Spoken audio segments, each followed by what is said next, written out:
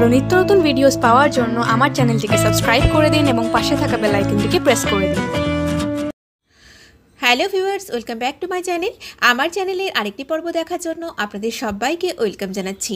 আজকে আমি আপনাদের সাথে খুবই সহজ পুঁইশাকের একটি রেসিপি শেয়ার করছি। আজকে আমি বানাচ্ছি পুঁইশাক ভাপা। রেসিপিটা অনেকেরই অজানা।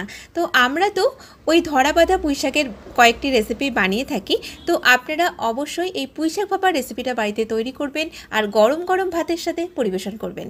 আশা করি ভালো লাগবে। চলুন তাহলে আজকের এই রেসিপিটা আমরা দেখে নিই। আমাদের আজকের এই পুঁইশাক ভাপা বানানোর জন্য এখানে আমি বেশ কিছুটা পুঁইশাক নিয়ে নিয়েছি আর এই পাতাগুলোকে খুব ভালো করে আমি ধুয়ে নিয়েছি।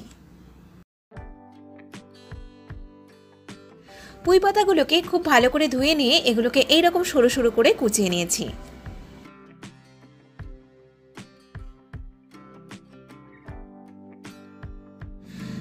এখন এর মধ্যে আমি দিয়ে দিচ্ছি একটা মিডিয়াম সাইজের ছোট ছোট করে কুচানো পেঁয়াজ, দিয়ে দিচ্ছি এর মধ্যে 4 থেকে 5টা চেরা কাঁচা লঙ্কা, স্বাদ মতো একটু লবণ দিয়ে দিলাম, লবণের পরিমাণটা বুঝে দেবেন।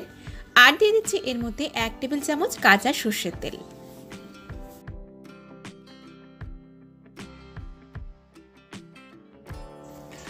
এখন সব উপকরণের সাথে এই পুঁইশাকটাকে ভালো করে একটু মিশিয়ে নিচ্ছি।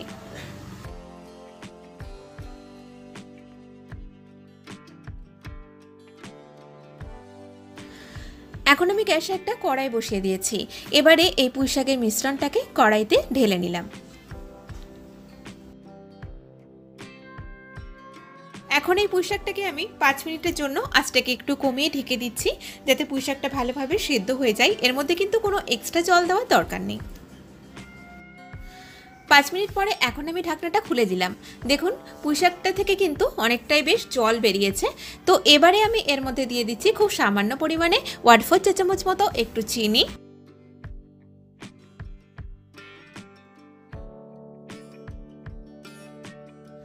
আর দিয়ে দিচ্ছি এর মধ্যে 1 টেবিল চামচ সর্ষে বাটা। এটা আমি কালো সর্ষে ব্যবহার করেছি, আপনারা চাইলে এটা সাদা সর্ষে বাটাও দিতে পারেন। আবারও এই মিশ্রণটাকে আমি প্রায় 3 থেকে 4 মিনিটের জন্য ঢেকে দিলাম। 3-4 মিনিট পরে দেখুন পুঁইশাকটা কিন্তু আমাদের প্রায় হয়ে এসেছে, জলটা অনেকটাই বেশ কমে গেছে, এটা বেশ শুকিয়ে এসেছে। এখন আমি এটাকে আরেকটু ভালো করে নেড়ে দিচ্ছি। নামানোর আগে এর মধ্যে আমি দিয়ে দিলাম 1 চা চামচ কাঁচা সর্ষের তেল। আরেকবার ভালো করে নেড়ে নিয়ে আমি এখন গ্যাসটা বন্ধ করে দিচ্ছি। এটা আমাদের গরম ভাতে পরিবেশন করার জন্য পুরোপুরি রেডি। তাহলে দেখলেন তো কত সহজে কত কম সময়ে আমাদের এই পুঁইশাক ভাপা তৈরি হয়ে গেল। তো আমার আজকের এই ভিডিওটা যদি আপনাদের ভালো লেগে থাকে তাহলে প্লিজ আমার ভিডিওটাতে লাইক করবেন, শেয়ার করবেন আর আমাকে কমেন্ট করে জানাবেন রেসিপিটা আপনাদের কেমন লেগেছে। আর অবশ্যই নিত্য নতুন রেসিপি পাওয়ার জন্য আমার চ্যানেলটিকে সাবস্ক্রাইব করবেন। সাবস্ক্রাইব করার সাথে সাথে পাশে বেল আইকনটি অবশ্যই প্রেস করবেন, যাতে আমি যখনই ভিডিও আপলোড করব আপনাদের কাছে পৌঁছে যাবে। সবাই ভালো থাকবেন, সুস্থ থাকবেন। আমি আবারও হাজির হব নতুন কোনো রেসিপি নিয়ে। নমস্কার।